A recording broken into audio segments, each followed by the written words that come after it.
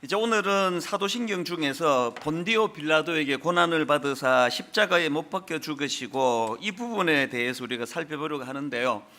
여기 보면은 이제 본디오 빌라도라는 한 사람이 등장을 합니다.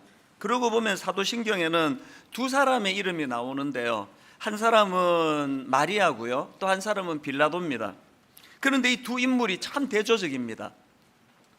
마리아는 그 눈물의 순종으로 예수님의 성육신 과정에서 큰 역할을 맡았던 인물이고요.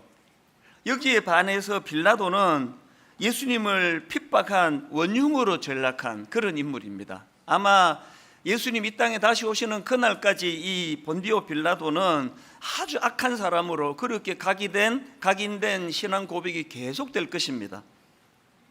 사실 그 빌라도 입장에서는 좀 억울한 면이 있습니다. 왜냐하니까 그 성경에 보니까 빌라도가 로마 총독의 신분으로 예수님을 재판하는 과정을 보니까 그 예수님을 풀어주려고 애를 많이 썼던 사람이 빌라도거든요. 이 빌라도의 말을 들어보십시오. 누가복음 23장 14절. 이르되 너희가 이 사람이 백성을 미혹하는 자라 하여 내게 끌고 왔도다. 보라, 내가 너희 앞에서 신문하였으되 너희가 고발하는 일에 대하여 이 사람에게서 죄를 찾지 못하였고, 정직한 평가를 내린 거 아닙니까? 또 20절.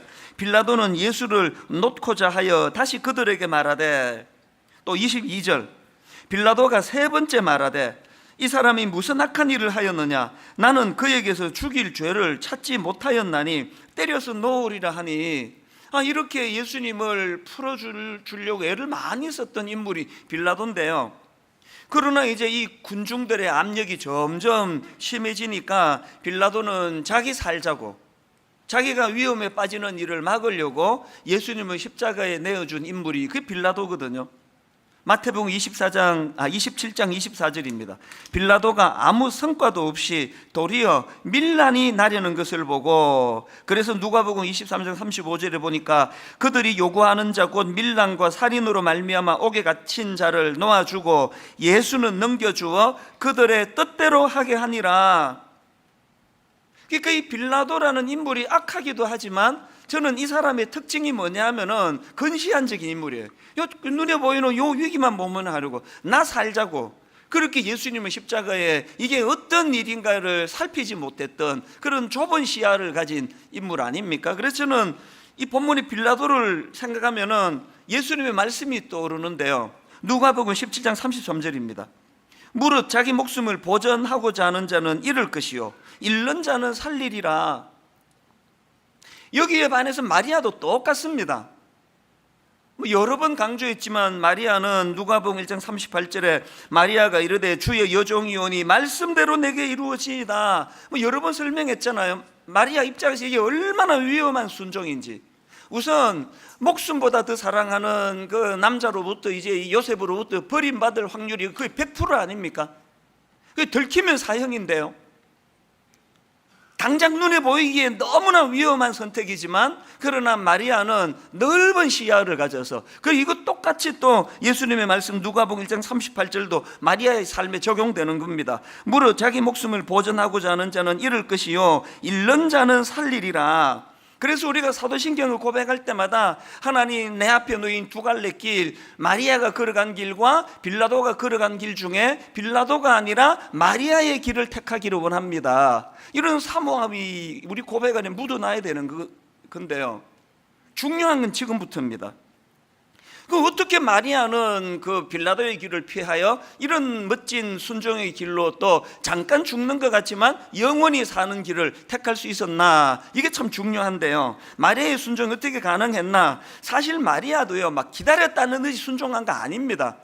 인간으로, 여성으로, 그것도 미혼 여성으로 당연히 너무 당황하고 난감하고 어떻게 이런 일이 가능하냐는 그런 난감함을 피력하고 있는데요. 중요한 거는 마리아에게 던져진 놀라운 대안이에요. 이 순종할 수 있는 대안을 저는 누가복음 1장 35절에서 발견합니다.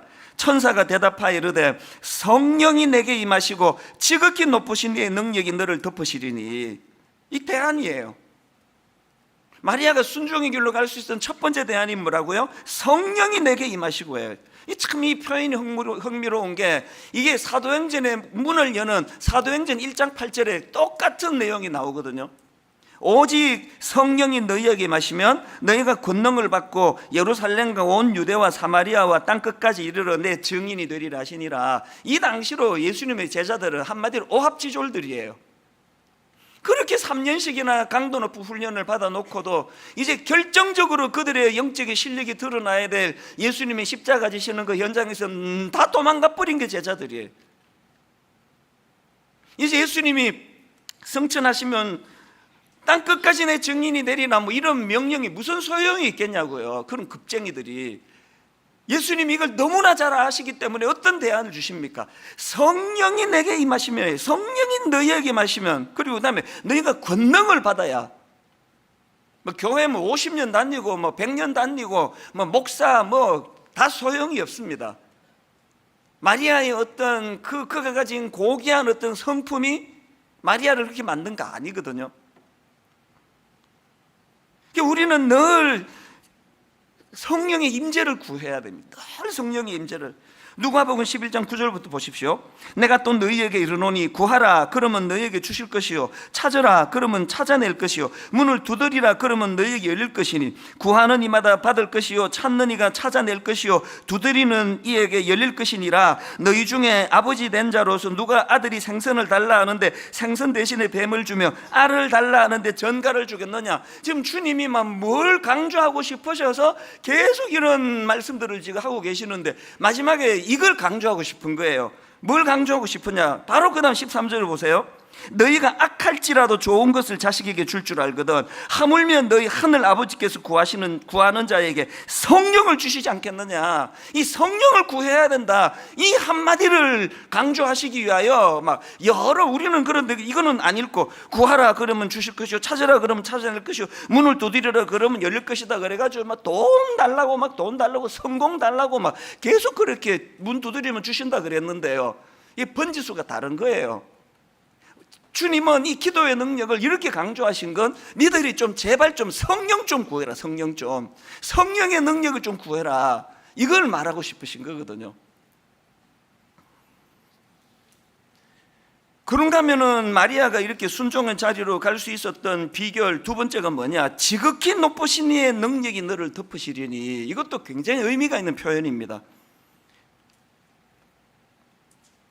여기 누가복음 1장 35절에 나오는 천사가 대답하여 이르되 성령이 내게 임하시고 지극히 높으신 이의 능력이 너를 덮으시리니 이름으로 나실 바 거룩한 이는 하나님의 아들이라 일컬어지리라. 여기 지금 나신 예수 그리스도의 이 땅에 오심을 지금 그 지극히 높으신 이의 능력이 너를 덮으시리니와 대조해서 이 말씀이 나오는 포인트가 뭐냐 하면은요, 하나님께서 천지를 창조하시는 과정에서 이 표현이 나오거든요.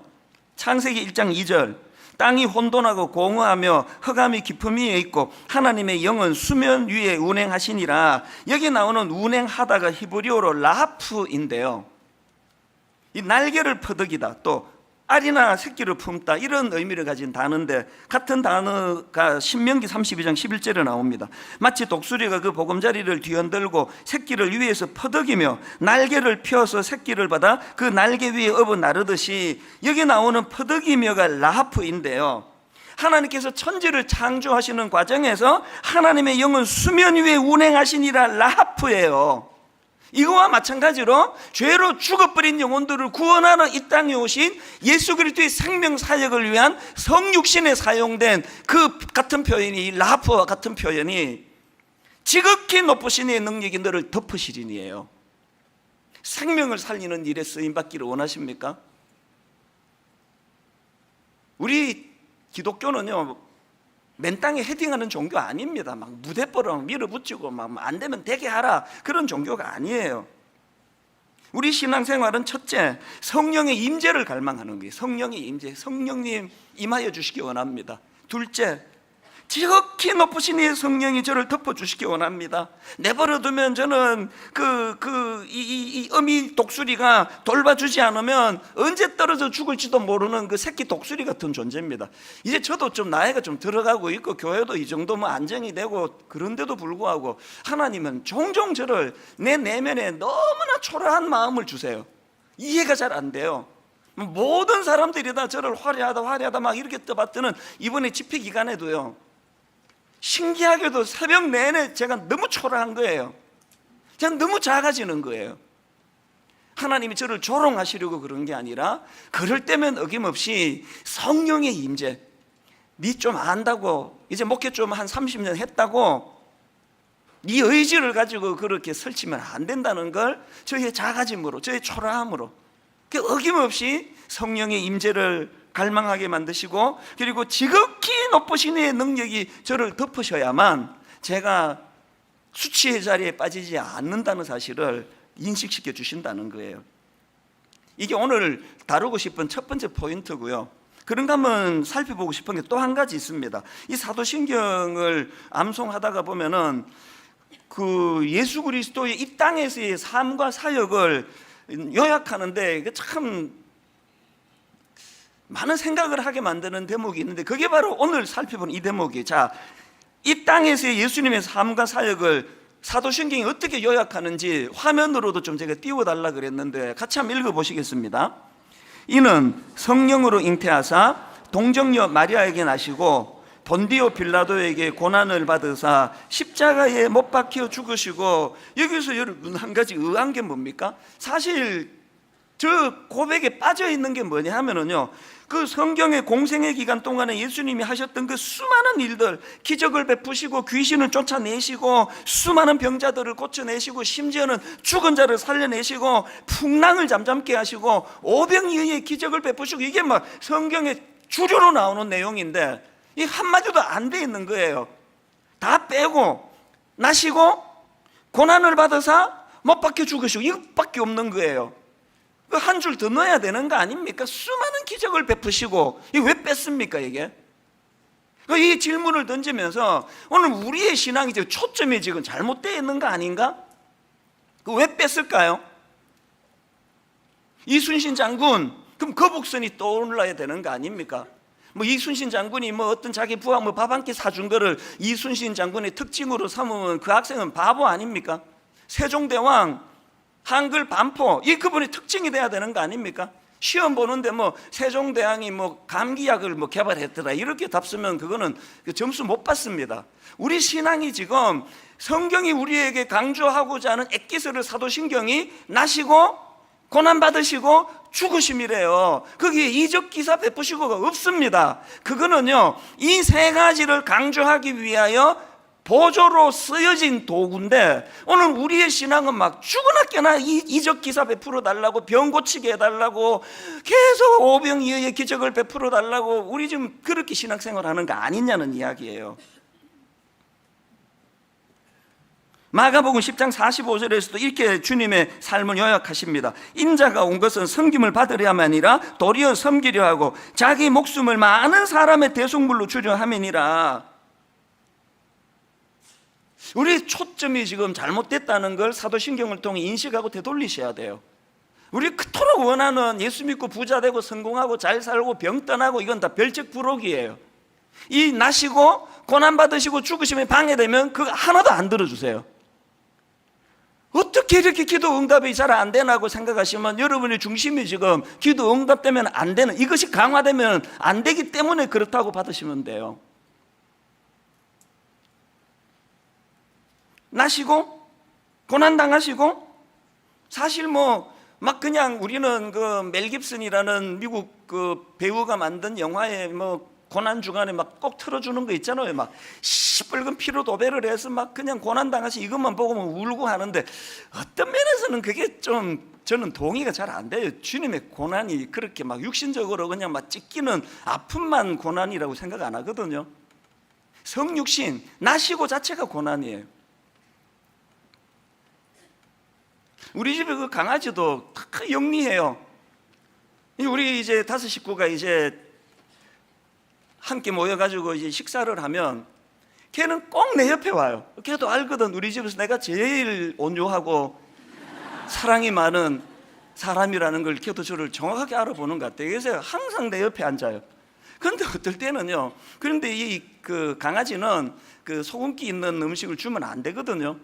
근데 뭐 온 음식이다 그렇게 줄 게 없는데요, 어떨 때는 진짜 민망해요. 밥 먹는데 침 넘어가는 소리도 들려요. 꿀꺽꿀꺽거리고 막 혀로 막 그 침이 고여가지고 그렇게 막 그 침 넘어가는 소리도 내고 계속 그렇게 음식을 먹고 싶어 하면은요, 내가 몇 번이나 밥 먹다가 말했습니다. 니 어쩌다가 이렇게 개로 태어나가지고 그러냐고. 불쑥 무슨 생각이 드는가 하면은요, 이 뭐 그냥 뭐 너무 유치한 이야기니까요, 그냥 가볍게 들어보세요. 제가 막 얘를 너무 사랑해서 뭐 얘를 위해서 뭘 좀 도와주기 위해서 내가 개가 되기를 원했다, 나도 강아지가 되기를 사모한다, 이게 웃기는 이야기 아닙니까? 하나님이신 그분이 성육신을 통하여 인간이 되셨다. 이게 내가 개가 됐다는 것보다 더 이거는 비교할 수 없는, 이해가 안 되는 부분 아닙니까? 주님이 나시고 자체가 고난이에요. 나시고 자체가 고난이고요. 그 다음 나오는 고난 당하시고, 이게 뭡니까?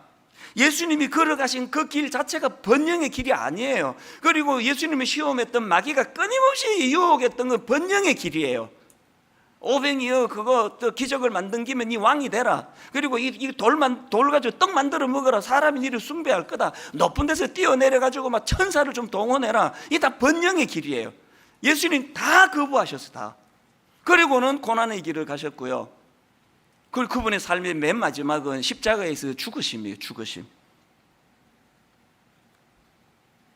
우리의 삶이 이 예수님의 은혜를 입고 변화받고 우리도 그 길을 주님이 따라가기를 원하시는데, 우리는 지금 막 계속 오병이어에 떡 만들고 막 그냥 능력을 베풀고 막 12군단 천사 보내가지고 확 싹 썰어버리고, 이렇게 지금 우리가 추구하는 신앙이 초점이 다르다니까요. 막 계속 막 예수님 이름 동원해서 내가 아버지 저 인간 라이벌을 막 납작하게 만들어 주시기 원합니다, 이렇게 하고 복음으로 자기가 막 기어이 안 죽으려고 바둥바둥 거리니까 죽어야 복음의 능력이 나타나는데, 우리는요 이 십자가를 많이 묵상하셔야 돼요, 다른 어떤 것보다. 그럼 여기서 말하는 죽음은 어떤 죽음입니까? 하이델베르크 요리문답 39문에 이런 질문과 답이 있습니다. 질문: 예수님께서 다른 방법이 아니라 십자가에 달려 죽으셨다는 것이 그렇게도 중요합니까?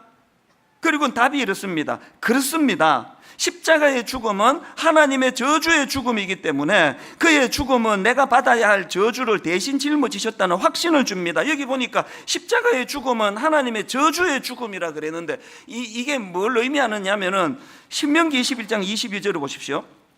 사람이 만일 죽을 죄를 범함으로 내가 그를 죽여 나무 위에 달거든 그 시체를 나무 위에 밤새도록 두지 말고 그날에 장사하여 내 하나님 여호와께서 내게 기업으로 주시는 땅을 더럽히지 말라. 그 다음 보세요. 나무에 달린 자는 하나님께 저주를 받았음이니라. 이게 무슨 말씀인가 하면은요, 그 당시에 이스라엘 백성들이 그 끔찍한 흉악한 짓을 저지른 그런 자들을 이제 사형을 내립니다.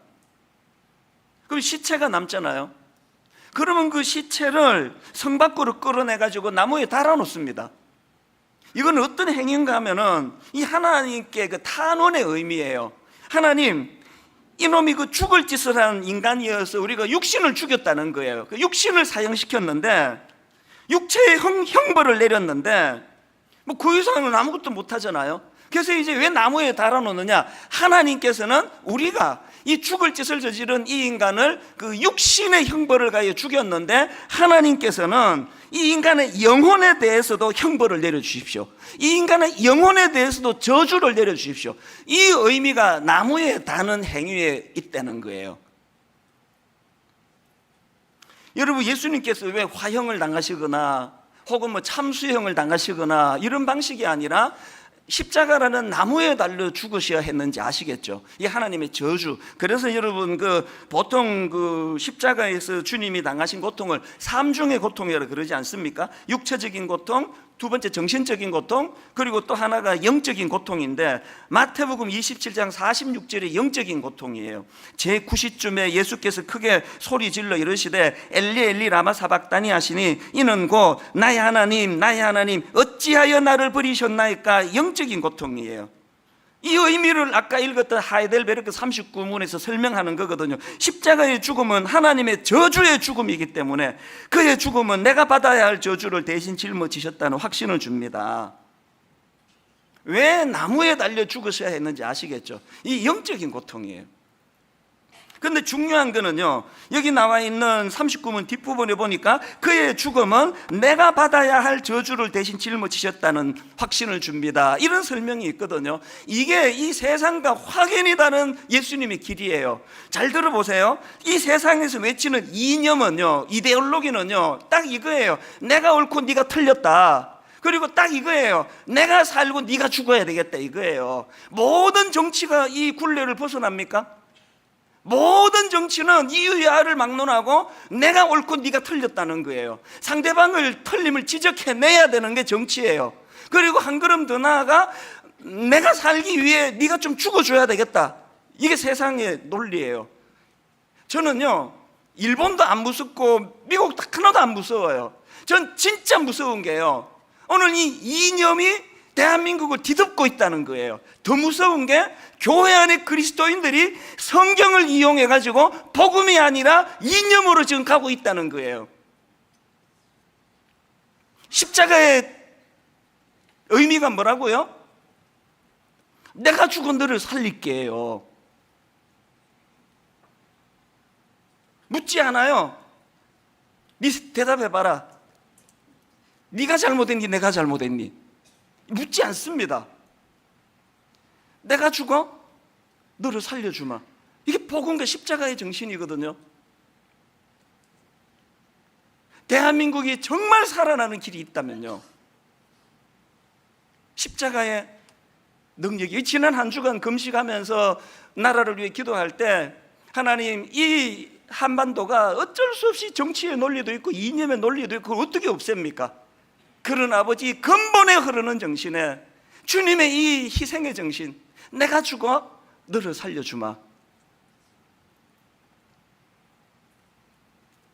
그런가 하면 저는 이 십자가를 묵상할 때 또 한 가지 두려운 게 있는데요, 에베소서 2장 3절을 보세요. 전에는 우리도 다 그 가운데서 우리 육체의 욕심을 따라 지내며 육체와 마음에 원하는 것을 하여 다른 이들과 같이 본질상 진노의 자녀이었더니, 제가 뭘 두려운가 하면은 전에는 본질상 진노의 자녀였는데요, 그런데 여기 보니까 본질상 진노의 자녀였을 때 행동 양식의 특징을 어떻게 설명하느냐, 우리 육체의 욕심을 따라 지내며예요. 왜 이게 두렵습니까? 이제 십자가로 이제 우리는 본질상 진노의 자녀가 아니에요. 그런데 어떻게 여전히 우리의 행동 방식이 본질상 진노의 자녀였을 때 그 행동 양식을 따를 수 있느냐고요. 우리 육체의 욕심을 따라 지내며, 막 결혼도 사실 뭐 그 세상적인 그런 논리로 한 거 아닙니까? 막 이 여자 만나보고 할까 말까 하다가 더 좋은 여자가 있겠지, 그 다음 여자 만나보고 할까 말까 하다가 더 좋은 여자가 있겠지, 막 그러면서 막 33살 12월 1일까지 결혼을 못한 게 저 아닙니까? 그리고는 그냥 이 여자다 그래가지고 결혼을 해가지고 지금까지 살면서 막 계속 요구하는 게, 내가 그 앞에 여자도 안 하고 또 그 앞에 여자도 안 했는데 당신 이 정도 해서 되겠느냐고, 막 나를 더 섬겨라, 나를. 아직 우리 집 얘기를 하는 게 아니고 지금 일반적인 세상의 원리를 얘기하는 거예요. 그 본능으로부터 우리가 끊임없이 싸우는 거예요. 내 어떤 본능을 위해, 내 유익을 위해 결혼을 했지만, 그러나 이제 내가 십자가의 원리를 안다면 이 아내로 말미암아 나도 행복해야 되겠지만 어떻게 해서든 내가 죽어 이 여자를 살릴 수 있을까? 어떻게 내가 희생해서 내 아내를, 내 자녀를 살릴 수 있을까? 이 동시에 고민해야 되는데, 여전히 우리는 예전의 습성인 십자가의 원리로 이제 본질상 진노의 자녀가 아님에도 불구하고 여전히 육체의 욕심을 따라 막 끊임없이 요구하고, 당신은 왜 이것밖에 안 되느냐고, 돈은 이것밖에 못 벌어다 주느냐고, 왜 나를 사랑한다는 표현 이렇게 안 하느냐고 막 계속 요구하고 이걸로 안 채워져가지고 다른 여자도 기웃거리고 외도도 하고, 계속 우리 행동의 양식이 여전히 본질상 진노의 자녀의 양식이면 안 되잖아요. 어떻게 해야 됩니까?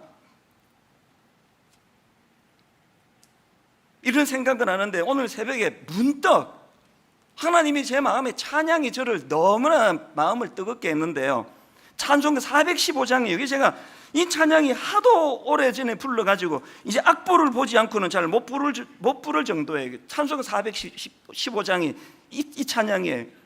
십자가 그늘 아래 나 쉬기 원하네. 저 햇볕 심이 뜨겁고 또 짐이 무거워. 이 광야 같은 세상에 늘 방황할 때에 주 십자가의 그늘에 내 쉴 곳 찾았네. 십자가 은혜를 이렇게 잘 설명해 놓은 부분이 쉽지가 않습니다. 우리 인생이 어떤 인생이라고요? 저 햇볕 심이 뜨겁고 또 짐이 무거워. 이 광야 같은 세상에 늘 방황할 때에, 이게 인생 아닙니까? 저 햇볕 심이 뜨겁고 또 짐이 무거워. 이 광야 같은 세상에 늘 방황할 때에 주 십자가의 그늘에 내 쉴 곳 찾았네. 이 은혜가 너무너무 감격이 됐는데, 문득 눈이 어디로 연결이 되느냐, 2절 가사로 눈이 옮겨가는 거예요. 내 눈을 밝히 떠서 저 십자가 볼 때 날 위해 고난 당하신 주 예수 보인다.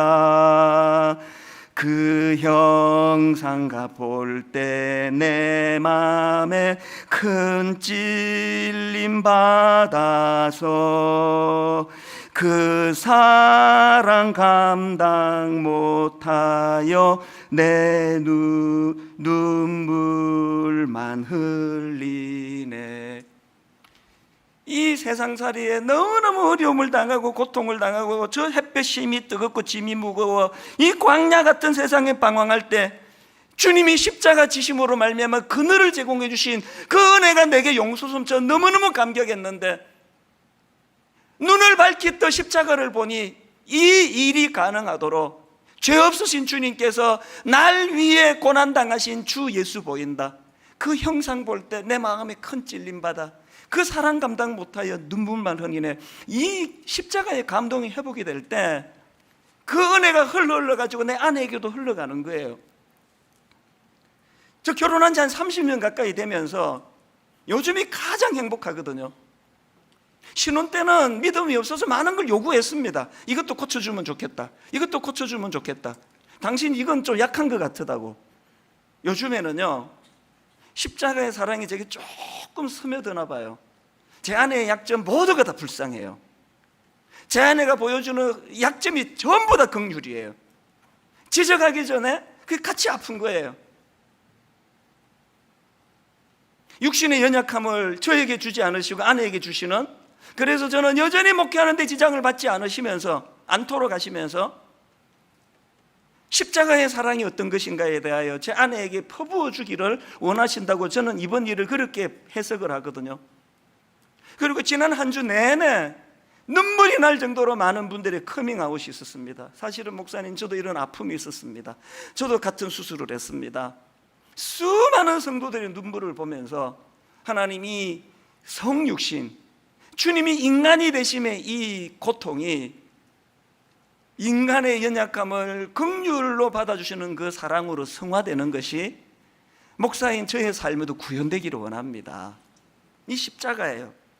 이런 차원에서 여러분, 우리가 그 사도신경을 고백할 때마다 스스로에게 두 가지 질문을 던져야 됩니다. 내 삶에서 첫째가, 내 삶에서 이 십자가 중심의 신앙생활이 이루어지고 있는가? 다시 말씀드립니다. 오병이어 풍랑을 잠잠케 하심, 죽은 나사로를 살리심, 이거 우리가 믿는 복음의 주류 아니에요. 이거 별책 부록이에요. 우리 믿음의 중심은 십자가의 십자가. 나시고 고난당하시고 죽으심. 그래서 오늘 본문 갈라디아 6장 14절을 보십시오. 그러나 내게는 우리 주 예수 그리스도의 십자가 외에 결코 자랑할 것이 없으니 그리스도로 말미암아 세상이 나를 대하여 십자가에 못 박히고 내가 또한 세상을 대하여 그러하리라. 마이클 고먼이라는 분이 삶으로 담아내는 십자가라는 책을 썼는데 그 책에 보니까 고린도전서 2장 2절을 그 원어로 잘 설명한 걸 제가 봤거든요. 고린도전서 2장 2절에 이런 내용입니다. 내가 너희 중에서 예수 그리스도와 그가 십자가에 못 박히신 것 외에는 아무것도 알지 아니하기로 작정하였으며, 여기 나오는 예수 그리스도와 이거를 이 원어로 보면은 여기 나오는 예수 그리스도와 이거를요, 그러니까 다시 말해 이렇게 번역하는 게 문맥상 더 낫다는 거예요. 그래서 제가 화면으로 그 이분의 번역대로 제가 화면에 띄워드렸는데 잘 보십시오. 고린도전서 2장 2절, 내가 너희 중에서 예수 그리스도 그러니까 다시 말해 십자가에 못 박히신 것 외에는 아무것도 알지 아니하기로 작정하였습니다. 뭘 강조하고 싶은지 아시겠죠? 여러분, 오병이어의 그 달콤함이 여러분은 이 십자가를 의지하는 데 방해가 되십니까? 여러분 머리에서 오병이어를 지워버리시기를 바랍니다. 위기 중에 있는 제자들을 풍랑을 잠잠케 하시며 건져주신 그 사건이 여러분이 십자가를 중심에 두는데 방해가 되면 여러분 뇌리에서 그 사건을 지워버리십시오.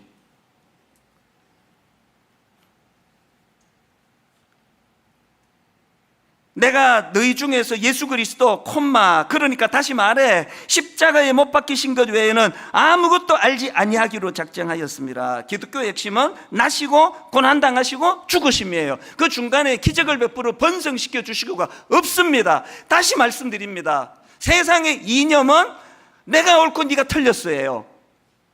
세상의 이념은 내가 살아야겠기에 네가 좀 죽어줘야 되겠다예요. 성경은 인용하는데, 성경의 논리로 껴 맞추는데 가장 중요한 엑기스 핵심을 모르다 보니까 분명히 성경 구절로 껴 맞추었는데 하고 싶은 말은 세상 이념이에요. 네가 이렇게 틀렸잖아. 네 이거 틀려먹은 거 알지? 내가 옳으니까 나 좀 보고 배우란 말이야. 이거 아닙니까? 이거 아닙니까? 부부 싸움할 때 믿음 좋은 부인이 왜 골치 아픕니까? 성경은 너무 많이 알아요. 당신 왜 틀렸는지 몇 장 찾아보라 그러고, 그래서 당신이 틀렸다고, 당신은 내 말 들어야 된다고. 인용은 성경을 인용하지만 세상의 이념을 부부관계에다가 끌어들이는 부인이에요. 그 사람은요, 성경 잘 몰라도요 핵심만 알면 되는 거 아닙니까? 나시고 고난당하시고 죽으심이에요. 그리고 다음 주 우리가 죽으면 다음 주에 하나님이 살려주세요. 이 신비를 경험하는 게 복음이거든요. 복음을 경험해 보셨어요? 죽어봤어야 뭐 복음을 경험하죠. 늘 복음 갖고 이겼는데, 난 항상 오른데. 다시 말씀드려요. 일본 하나도 겁 안 나요. 뭐가 겁납니까? 미국 우리 어떻게 하겠습니까? 진짜 두려운 건 한반도에 드리워진 이념의 그림자예요. 내가 옳고 네가 틀렸어? 내가 살고 네가 죽어야 되겠다? 그런가 하면은 두 번째로 우리가 사도신경을 고백할 때마다 드려야 될 질문이 하나 더 있습니다. 그것이 가능하도록, 첫 번째가 가능하도록 성령의 임재와 능력이 내 삶을 덮고 있는가? 여러분, 오늘 이찬수 목사 강연 들으러 오신 거 아니에요. 지금 여기에 성령의 강한 역사가 일어나거든요. 성령의 임재가 나타나고 있거든요. 지난주에요, 우리 하나님은 너무나 저에게 친절하신 분이에요. 이걸 너무나 설명하기 좋도록 편지가 한 통 왔습니다. 지난주 설교를 듣고 이렇게 시작합니다. 지난 주일에 하나님의 목소리를 전달해 주시는 목사님 설교를 듣고 몇십 년 동안 마음속 깊은 곳에 묻어둔 아픔에 대한 해답을 얻은 것 같아 흐르는 눈물을 주체할 수가 없었습니다. 저는 이 편지를 받고 의아함을 주체할 수가 없었어요. 왜냐하니까 지난주 주일 1부부터 5부까지 설교하고 월요일 날 새벽에 일어나가지고 난 많이 저를 자책했거든요. 지난주 설교가 너무 시원치 않아가지고 왜 이렇게밖에 설교를 못했을까? 왜 이 설명을, 쓸데없는 예화를 이렇게 길게 들었을까?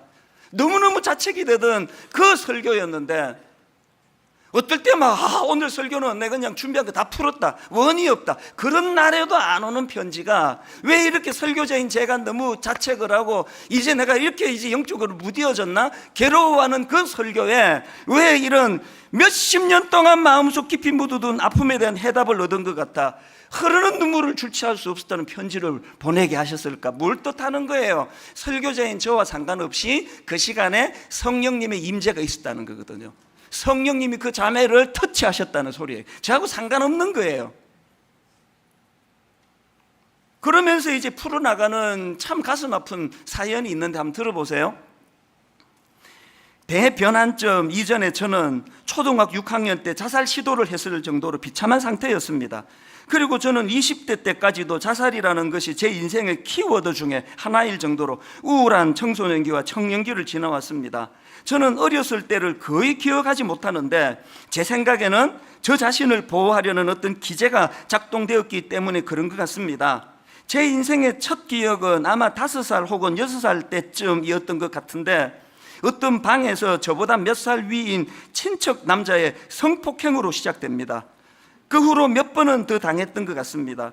그때는 너무 어렸기 때문에 그것이 무엇을 의미하는지 잘 몰랐지만 그저 부끄럽고 싫다는 생각이 들었던 것 같습니다. 그러다가 사춘기가 되면서 그 몸과 영혼에 새겨진 기억이 성폭행이었다는 것을 깨닫고 몸을 얼마나 씻었는지 모르겠습니다. 그리고 매일 떠오르는 수치스러움과 분노에 그 사람을 죽이고 싶다는 생각도 했었고 어떨 때는 제 자신이 악마 같다는 생각도 들었습니다. 친척 모임 때마다 그 더러운 얼굴을 보는 것이 너무 괴로웠습니다. 여러분이 자매의 편지를 보는데 아까 그 찬양이요, 저 햇볕이 뜨겁고 또 짐이 무거워 이 광야 같은 세상에 늘 방황할 때에, 이 여리디 여린 이 순한 한 영혼에 무슨 짓을 한 거예요? 그래서 그 가장 꿈으로 가슴 벅찰 그 시기에 자살이라는 생각이 떠오를 수밖에 없는 이 자매 인생인데 놀랍게도 이런 자매를 주님이 만나 주신 거예요. 그 다음 보세요. 다행히도 그 후 하나님의 철저하신 계획과 인도하심으로 인생의 대변환점이 되어준 좋은 크리스찬 친구를 만나 저의 시선이 제 속에 있는 분노와 수치스러움에서 주님을 향한 믿음과 미래를 향한 열심으로 바뀌게 되었습니다. 그러면서 용서의 화신이라고 하는 그 넬슨 만델라의 말을 인용을 하더라고요. 감옥 문을 나선 뒤에도 계속 그들을 증오한다면 여전히 감옥에 갇혀 있는 것과 다를 바 없다는 생각이 들었다. 자유롭고 싶었기 때문에 증오심을 내려놓았다. 이 만델라의 말을 인용하면서 그 다음 이렇게 이야기합니다. 목사님, 저는 아직도 파편 때문에 그것이 저를 찌를 때마다 눈물이 나고 가슴이 옥죄어 오지만 죄 없는 자신을 감옥에 넣어 수많은 고생의 구렁텅이 속에 빠뜨린 적들을 향하여 넬슨 만델라처럼 저도 곧 그 상처에서 자유하겠다고 선포하려 합니다. 그 다음 한번 보세요. 그것은 저의 힘만으로는 절대 할 수 없는 것이지만 또다시 하나님의 능력을 붙들고 매달릴 수밖에 없는 것 같습니다. 이런 용서의 문제로 실험하고 있을 때 지난주 부족한 저의 입술을 통해서 내 안에 연약함이 있다면, 내가 겪고 있는 어떤 연약한 상함이 있다면 이것이 재료가 되어 이것보다 더 절망적인 곳에서 울고 있는 그 사람을 헤아리고 그 사람의 눈에 눈물을 닦아주는 성육신의 정신을 회복해야 된다는 이 메시지에 성령님이 이 자매에게 터치를 해주신 거예요. 그래서 몇 년 동안 마음속 깊은 곳에 묻어둔 아픔에 대한 해답을 얻은 것 같다. 흐르는 눈물을 주체할 수가 없었습니다. 또 그 다음 보세요. 감사하면서 이제는 정말 훌훌 털고 일어나 같은 아픔을 가진 사람들을 어떤 방식으로든 도와야겠다는 생각을 하게 되었습니다. 하나님께서 선물해 주신 저의 안정된 생활을 저만 향유하는 것이 아닌 같은 상처를 가진 다른 사람들을 위해 쓰고 싶다는 생각을 하게 되었습니다. 성령님이 터치하니까 왜 이런 생각이 들까요? 십자가에서의 주님은 개죽음이 아니에요. 자기의 죄로 비참한 대가로 죽는 죽음이 아니라 수많은 영혼을 살리는 죽음이셨거든요.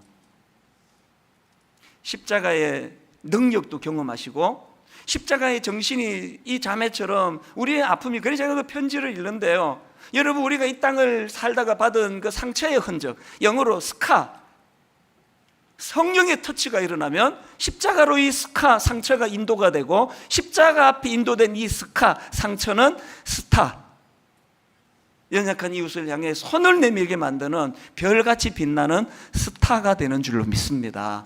결론을 저는 이 찬양으로 맺기를 원하는데요. 내 마음의 주를 향한 사랑이 나의 말엔 주가 주신 진리로 나의 눈에 주의 눈물 채워주소서. 이 찬양이 가능하기 위하여 두 가지 질문을 끊임없이 하십시오. 내 신앙은 십자가 중심의 신앙인가?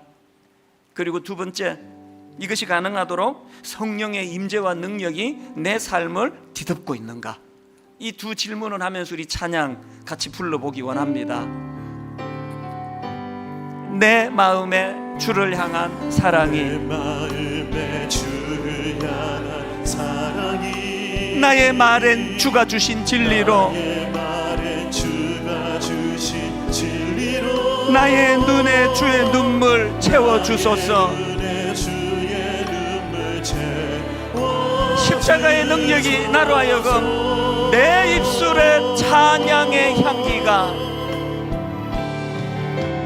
내 입술에 찬 십자가의 능력이 나로 하여금 두 손에는 주를 닮은 섬김이, 손에는 주를 닮은 섬김이 나의 삶의 주의 흔적 남게 하소서. 주의 흔적 남게 여러분, 이런 일들이 가능하도록 성령의 임재와 능력이 내 삶을 뒤덮기를 원합니다. 하나님의 사랑이 영원히 함께하리. 하나님의 사랑이 영원히 함께 십자가의 길을 걷는 자에게, 나의 길을 걷는 자에게 순교자의 삶을 사는 이에게, 삶을 사는 이에게 세상은 이런 우리를 조롱합니다. 조롱하는 소리와 나는 소리 세상 유혹 속에도 유혹 속에도 주의 순결한 신부가 되리라. 신부가 되리라. 내 생명 주님께 내 생명 주님께 드리리. 드리리. 우리 한 번 더 찬양 부르기 전에 저는 사모하고 또 사모합니다. 오늘 이 자리에서도 지난주에 역사하셨던 성령님의 임재처럼, 그래서 그 자매를 이렇게 뜨거운 눈물로 회복시켜 주셨던 정오와 울분과 죽이고 싶다는 그 분노에서 나오는 쓰라린 눈물이 아니라, 이런 자기를 이 인생의 뜨거운 햇살 아래 노출돼 피곤에 쩔어 있는 자기를 십자가 그늘로 인도해 주시는 그 은혜로 말미암아 감격의 눈물을 흐르게 만드시는, 그래서 이 예배 가운데 성령의 임재와 능력이 내 삶을 덮고 있다는 걸 자각하는 자만이 흘릴 수 있는 눈물이 나오기를 원합니다. 그리고는 이 자매처럼, 하나님, 내가 겪고 있는 이 스카, 이 치유되지 않은 내 영혼에, 내 몸에 새겨진 이 상처가 오히려 주님 손에 스타, 별처럼 빛나는 면류관이 될 수 있기를 원합니다. 성육신의 재료가 되기를 원합니다. 낮은 곳에서 울고 있는 그 한 사람의 눈물을 닦아주는데 내 아픔이 재료가 되게 하여 주시기 원합니다. 주 안에서 가장 쓰라린 실패가, 상처가 가장 빛나는 면류관이 될 수 있다는 역설, 이게 우리의 신앙의 기독교예요. 다시 한번 이 찬양 부를 동안에 이 두 가지를 사모합니다. 은혜 주시기 원합니다. 내 마음의 주를 향한 사랑이, 내 마음의 주를 향한 사랑이, 나의 말엔 주가 주신 진리로 내 말엔 주가 주신 진리로 나의 눈에 주의 눈물 채워주소서. 주의 눈물 채워주소서. 내 입술에 찬양의 향기가, 내 입술에 찬양의 향기가, 두 손에는 주를 닮은 섬김이, 주를 닮은 섬김이 나의 삶에 주의 흔적 남게 하소서. 여러분, 이런 일이 가능하도록 성령의 임재와 능력이 내 삶을 뒤덮기 원합니다. 하나님의 사랑이 영원히 함께하리. 십자가의 길을 걷는 자에게 순교자의 삶을 사는 이에게 세상은 우리를 조롱한다 할지라도 조롱하는 소리와 세상 유혹 속에도 주의 순결한 신부가 되리라. 내 생명 주님께 드리리. 십자가 십자가 내가 처음 볼 때에 나의 마음의 큰 고통 사라져.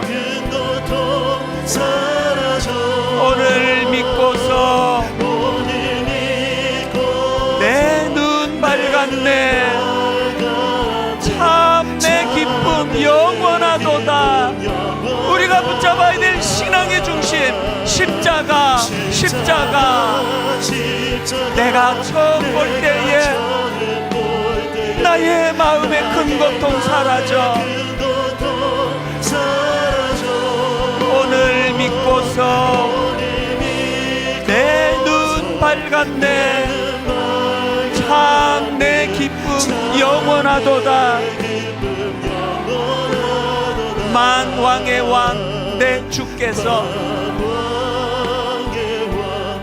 내 주께서 왜 고초당했나.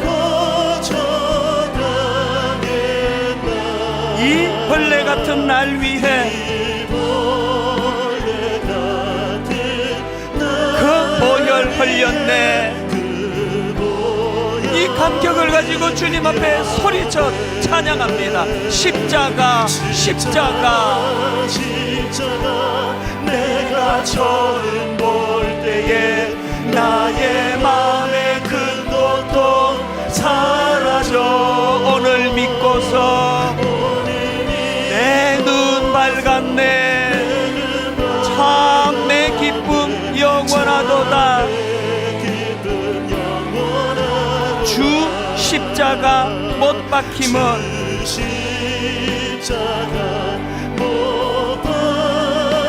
속죄함 아닌가. 그 긍휼함과 큰 은혜,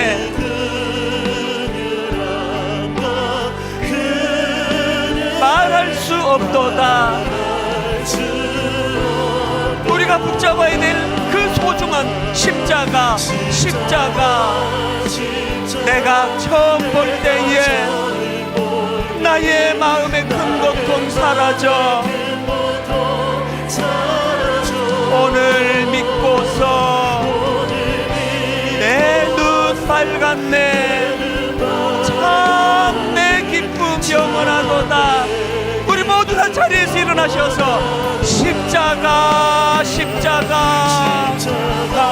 십자가. 내가 처음 볼 때에 나의 마음의 큰 고통 사라져.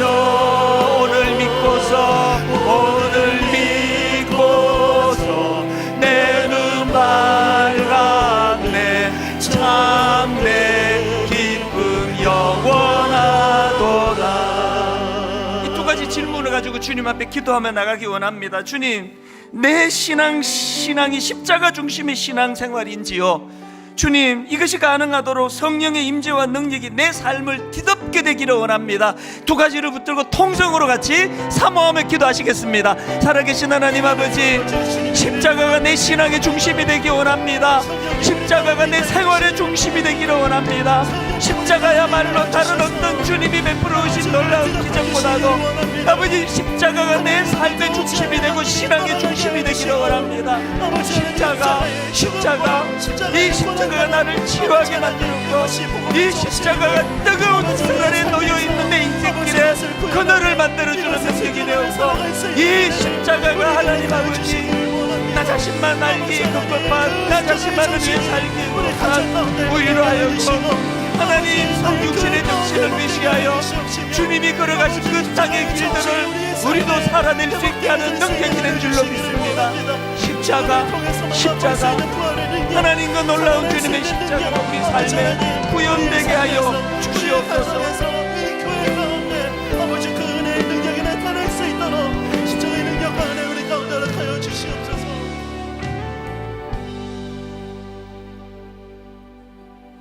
내가 그리스도와 함께 십자가에 못 박혔나니 그런즉 이제는 내가 사는 것이 아니요 오직 내 안에 그리스도께서 사시는 것이라. 이제 내가 육체 가운데 사는 것은 나를 사랑하사 나를 위하여 자기 자신을 버리신 하나님의 아들을 믿는 믿음 안에서 사는 것이라. 현대인들은 주님 끊임없이 외롭다고 하는데, 나를 알아주는 사람이 없다고 하는데, 사실은 나를 사랑하사 나를 위하여 자기 자신을 버리신 그 하나님의 아들 예수 그리스도, 그분을 믿는 믿음 안에서 내가 다시 살아날 수 있음을 말씀해 주시는 것을 기억하고, 이번 한 주간 그 주님과 연합한 삶, 성령님께서 내 삶을 온전히 뒤덮어 주시는 삶, 그래서 하나님 빌라도가 걸어간 수치의 그 길이 아니라 마리아가 선택한 그 놀라운, 지금 당장 죽는 것 같지만 영원히 사는 그 길을 선택한 마리아의 길을 선택하고 그 길을 뚜벅뚜벅 걸어가는 그런 한 주간이 되도록 인도하여 주시옵소서.